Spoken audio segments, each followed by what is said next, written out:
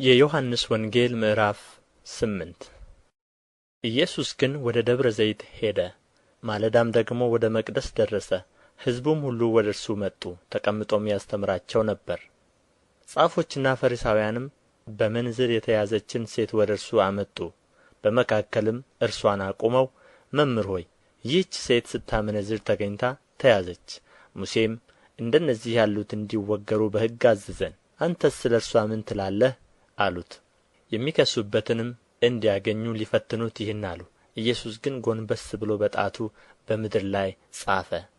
መላልሰው በጠየቁት ጊዜ ግን ቀና ብሎ ከእናንተ ኃጢአት የሌለበት አስቀድሞ በድንጋይ ይውገራት አላቸው። ደግሞም ጎንበስ ብሎ በጣቱ በምድር ላይ ጻፈ። እነርሱም ይህን ሲሰሙ ሕሊናቸው ወቀሳቸውና ከሽማግሌዎች ጀምሮ እስከ ኋለኞች አንዳንድ እያሉ ወጡ። ኢየሱስም ብቻውን ቀረ፣ ሴቲቱም በመካከል ቆማ ነበረች። ኢየሱስም ቀና ብሎ ከሴቲቱ በቀር ማንንም ባላየ ጊዜ አንቺ ሴት፣ እነዚያ ከሳሾችሽ ወዴት አሉ? የፈረደብሽ የለምን? አላት። እርሷም ጌታ ሆይ አንድ እንኳ አለች። ኢየሱስም እኔም አልፈርድብሽም፣ ሂጂ፣ ከአሁንም ጀምሮ ደግመሽ ኃጢአት አትሥሪ አላት። ደግሞም ኢየሱስ እኔ የዓለም ብርሃን ነኝ፣ የሚከተለኝ የሕይወት ብርሃን ይሆንለታል እንጂ በጨለማ አይመላለስም ብሎ ተናገራቸው። ፈሪሳውያንም አንተ ስለ ራስህ ትመሰክራለህ፣ ምስክርነትህ እውነት አይደለም አሉት።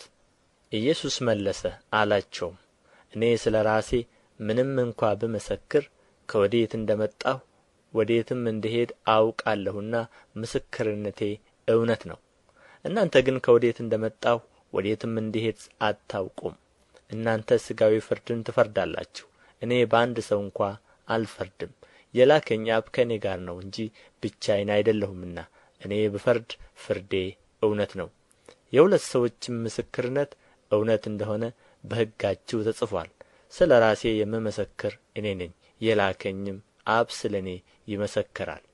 እንግዲህ አባትህ ወዴት ነው አሉት። ኢየሱስ መልሶ እኔም ወይም አባቴንም አታውቁም። እኔንስ ብታውቁኝ አባቴን ደግሞ ባወቃችሁ ነበር አላቸው። ኢየሱስ በመቅደስ ሲያስተምር በግምጃ ቤት አጠገብ ይህን ነገር ተናገረ። ጊዜው ገና አልደረሰምና ማንም አልያዘውም። ኢየሱስም ደግሞ እኔ እሄዳለሁ፣ ትፈልጉኛላችሁም፣ በኃጢአታችሁም ትሞታላችሁ። እኔ ወደምሄድበት እናንተ ልትመጡ አትችሉም አላቸው። አይሁድም እኔ ወደምሄድበት እናንተ ልትመጡ አትችሉም ማለቱ ራሱን ይገላልን? እንጃ አሉ።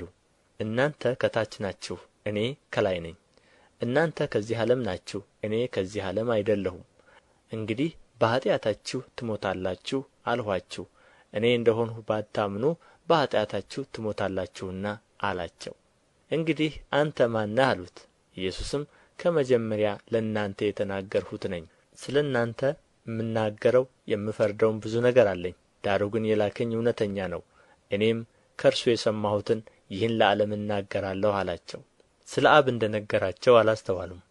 ስለዚህ ኢየሱስ የሰውን ልጅ ከፍ ከፍ ባደረጋችሁት ጊዜ እኔ የሆን ዘንድ አባቴም እንዳስተማረኝ እነዚህን እናገር ዘንድ እንጂ ከራሴ አንዳች እንዳላደርግ በዚያን ጊዜ ታውቃላችሁ።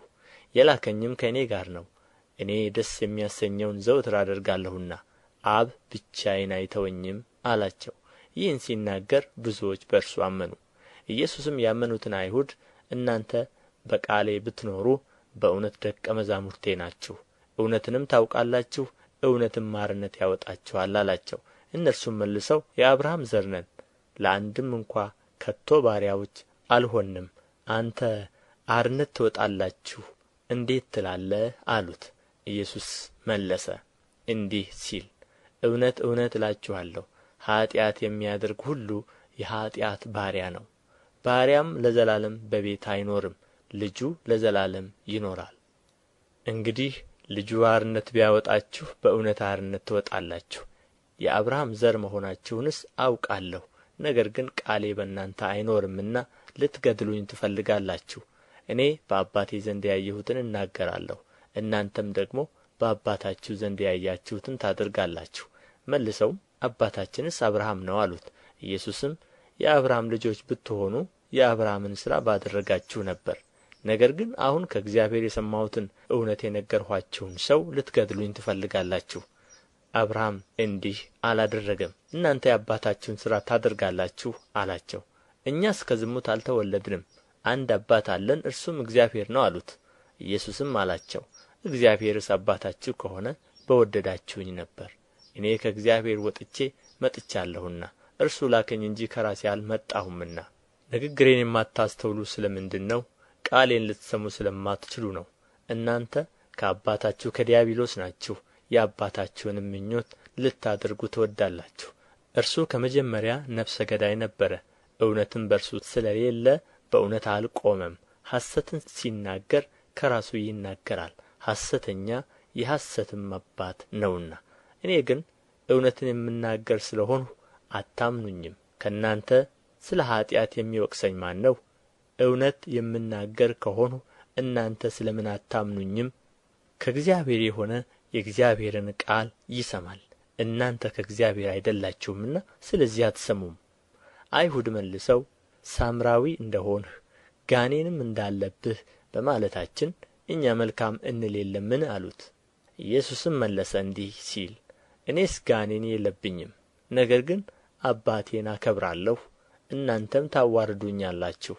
እኔ ግን የራሴን ክብር አልፈልግም፣ የሚፈልግ የሚፈርድም አለ። እውነት እውነት እላችኋለሁ፣ ቃሌን የሚጠብቅ ቢኖር ለዘላለም ሞትን አያይም። አይሁድ ጋኔን እንዳለብህ አሁን አወቅን፣ አብርሃም እንኳ ሞተ፣ ነቢያትም።